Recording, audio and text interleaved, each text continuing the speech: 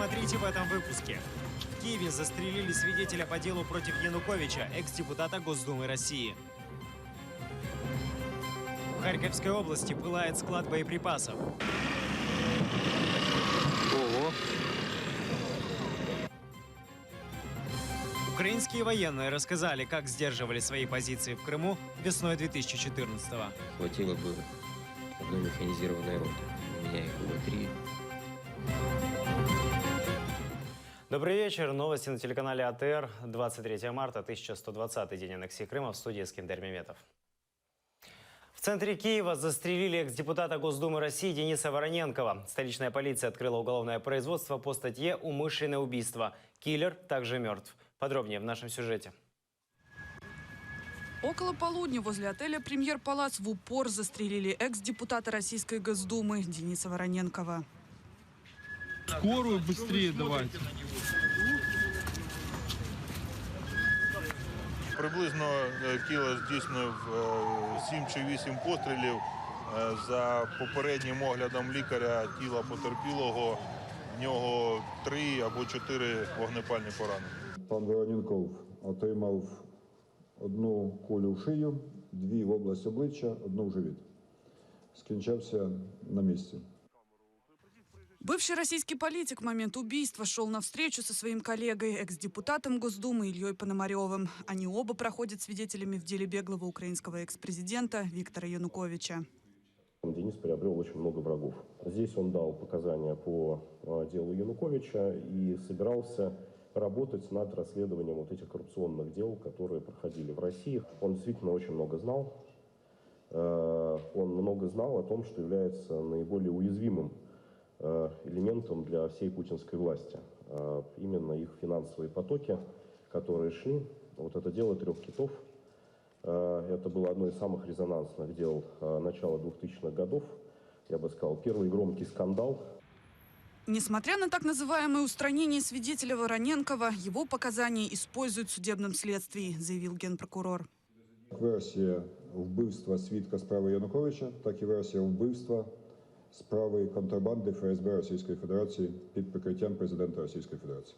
Свідчення пана Вороненкова, згідно чинного українського законодавства, будуть залучені до судового слідства, яке розгорнеться ближчим чином в українському суді. Навіть його вбивство не зупинить його показів. На месте преступления изъяли 20 гильз и пистолет киллера ТТ. Юрий Луценко подтвердил, что Вороненкова охраняли сотрудники украинских спецслужб. Один из них выстрелил в нападающего и был ранен в ответ. Киллер умер в больнице, жизни охранника ничего не угрожает. К супруге убитого Вороненкова Марии Максаковой и Илье Пономареву, по словам генпрокурора, представлена усиленная охрана. Елизавета Цареградская, Асан Иминов, Заман, АТР. Пожар на складе боеприпасов возле города Балаклия Харьковской области усиливается. Горит уже половина территории. В военной прокуратуре случившееся называют диверсией. 2 человека получили ранения. Информации о погибших пока нет. Нет данных и о разрушениях. Пожарные не могут начать тушение, пока не закончатся взрывы. Взрывы боеприпасов на складе под Балаклией начались около 3 часов ночи. Их отголоски были слышны за несколько десятков километров. Ого.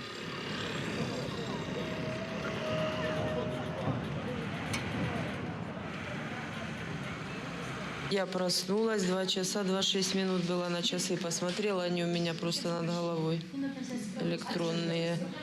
Я встала попить воды и таблетку. И звук грохота, я думала, что-то у меня там упало. Потом уже увидела зарево, все, что успела на себя бежать. Утро власти объявили эвакуацию из 5-километровой зоны вокруг склада, а потом расширили радиус до 10 километров. Люди выехали из Борщевки, Волохова, Савинцева и поселка Нефтяников, что в пригороде Балаклеи. Да все разбомбило, гады, кто это делает, сволочи! 3 часа ночи текало. Просто-напросто. С 3 часов ночи. В это время оно начало бахать. Всего из зоны поражения вывезли 20 тысяч человек. В городе открыты 2 эвакуационных пункта. Полиция начала патрулирование поселков. Патрулирование круглосуточное в нужном количестве людей днем и ночью, именно с активизацией внимания на мародерство.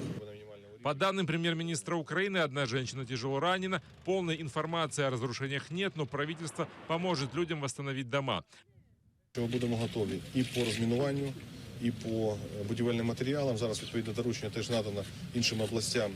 Будуть підтягнуті необхідні матеріали для зразу відновлення зруйнованих об'єктів.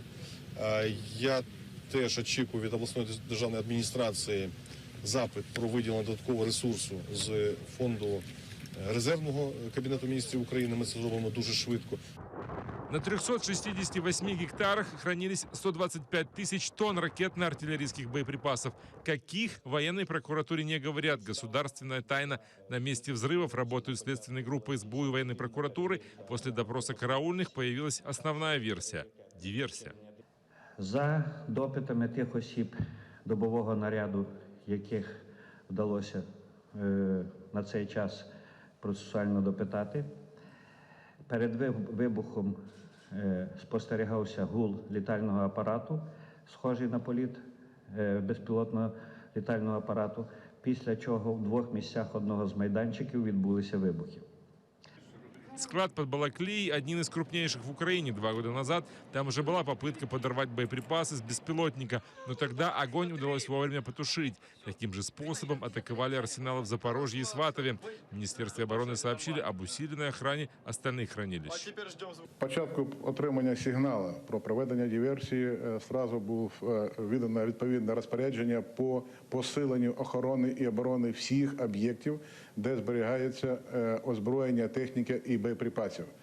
Також посилені охорона і оборона наших складів в зоні проведення антитерористичної операції. Огнем объята уже половина склада. Потушить пожар пока не удается. По оценкам экспертов, взрывы могут продолжаться еще неделю. Роман Спиридонов, Асан Аминов, Заман, АТР.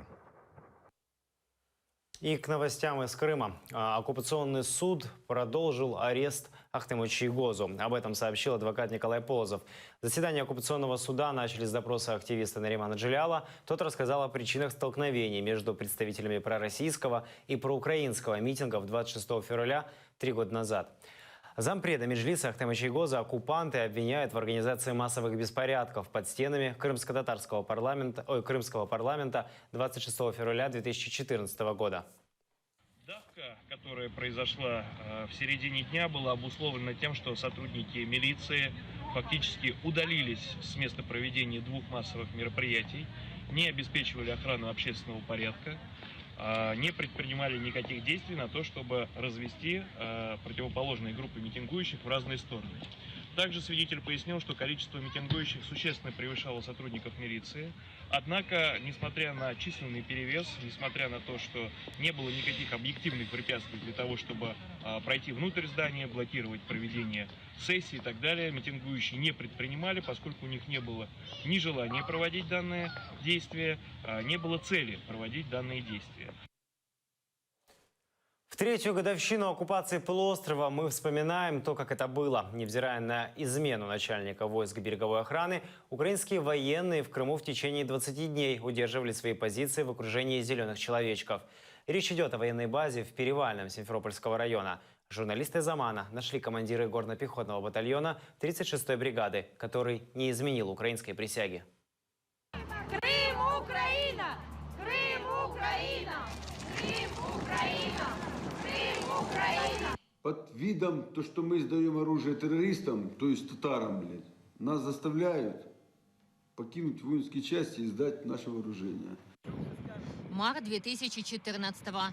Вооруженные зеленые человечки уже наступают на украинскую военную часть в поселке Перевальное Симферопольского района. Там базировалась главная мощь украинских вооруженных сил на полуострове – 36-я отдельная бригада береговой обороны.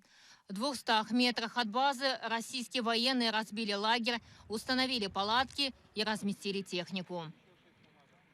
До 21 марта никто на территорию части не входил, за исключением того, что там был момент, когда россиян водили помыться в бане нашей части. Российская оккупация разделила жителей Крыма на патриотов Украины Женщины Крыма против войны! и сторонников России. Командир горно-пехотного батальона Юрий Головашенко вспоминает, осажденным украинским военным наибольшую поддержку оказали крымские татары. Ну, первый раз приехали крымские татары, помогли с мешком. Потом бойцы меня накормили пловом. Оказывается, это ваш оператор там участвовал в этом все. По словам Юрия Головашенко, все было готово для уничтожения оккупантов. Техника работала, боеприпасов хватало, но не было приказа. Командир части сказал, что войны не будет, разряжай людей в казарму. Естественно, что разряжать никто никого не стал. На тот момент тем составом и против того количества личного состава россиян, который находился непосредственно возле нашей воинской части, то, конечно, моего батальона бы хватило. То хватило бы одной механизированной роты. У меня их было 3. Нам угрожал командир бригады. Он сказал мне, что если я не уговорю мужа, чтобы он сдал батальон, мы его повяжем, увезем далеко, ты его не найдешь, и понимаешь, что будет с тобой, с твоими детьми. Я давала присягу Украине. И что, как на меня посмотрят? Я тут входила в украинской форме, переодела российскую. Константин Альшанський – це корабль управління Славутич, це підводний човен Запоріжжя. Украинское оружие и техника остались в оккупированном Крыму. Убытки Минобороны составили более миллиарда гривен. Відомо, що деякі зразки з артилерійських озброєнь використовувалися під час конфлікту на сході нашої країни і використовували так звані бойовики. До нас надходять повідомлення, що техніка, особливо кораблі, використовується в якости донорів для кораблів Російської Федерації. В военной прокуратуре открыли уголовное производство в отношении 10 тысяч военнослужащих, проходивших службу в Крыму. Их подозревают в госизмене и дезертирстве. Щодо 5 осіб судами України вже винесено обвинувальні вироки. Понад 62 кримінальні провадження вже скеровані до суду. Щодо 56 осіб, вони також додатково обвинувачуються у вчиненні державної зради. Повідомлено про підозру 20 осіб з числа представників влади Російської Федерації. Когда Россия полностью оккупировала полуостров, Юрий вместе с семьей переехали на материк. Из 20 тысяч военных только 6 остались верными Украине. Эльвина Сидбулаева, Ислам Пинка и Асан Эминов. Заман, АТР. Лидеры крымских татар встретились с представителями Организации непризнанных народов Европы. В ходе встречи они обсудили нарушение прав коренного народа в оккупированном Крыму. Мустафа Джемилев подчеркнул, что основной вопрос – это статус крымско-татарского народа и вопросы, которые остро стоят на повестке дня. Сказал о необходимости участия и посещения оккупированного Крыма независимых мониторинговых миссий и про обмен пленными. Гости, в свою очередь, отметили, что поддерживают коренной народ и заверили, что о ситуации с правами крымских татар расскажут в Европе.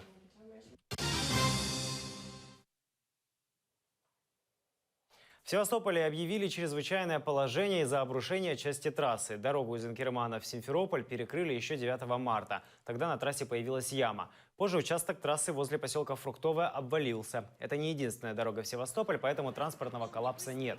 Местные жители требуют расследовать обрушение. Эту дорогу недавно отремонтировали. В аварии предварительно подозревают коммунальные службы, которые не просчитали риски.